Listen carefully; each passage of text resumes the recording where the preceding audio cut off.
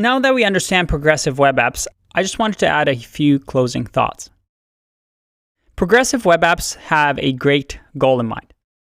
Make websites faster and better for the user. However, as with all new technology, it still has some kinks to work out. As you can imagine, it isn't really in the best interest of Apple, as we mentioned before.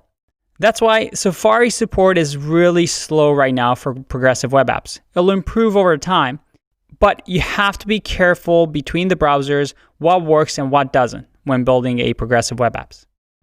Things such as push notifications can be achieved on some browsers and not others. And Push API and the Notification API that uses push notifications requires integration with the backend. That adds an extra layer of complexity. And does everybody love push notifications and getting bugged from an app? I know that when I'm visiting a website, getting notifications to add it to my home screen is really, really annoying.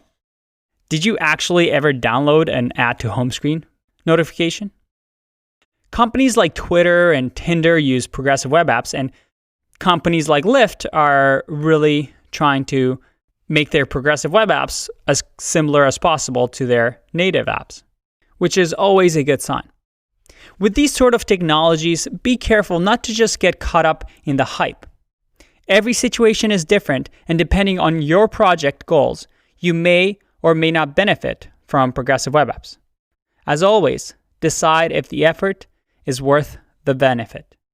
Luckily, for most projects, progressive web apps does help because even if it's not all the features that are being used, the browsers that do support it will give a better experience for the user.